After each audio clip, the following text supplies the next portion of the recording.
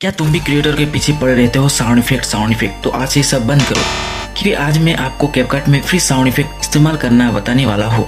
सबसे पहले कैपकट में अपना वीडियो इंपोर्ट करें, फिर ऑडियो पर क्लिक करें, उसके बाद साउंड इफेक्ट में जाए।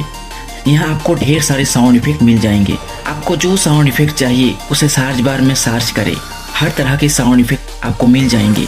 आप अपनी वीडियो में जो साउंड इफेक्ट लगाना चाहते हैं उसे सिलेक्ट करके लगा दीजिए, बिल्कुल आसान तरीके से।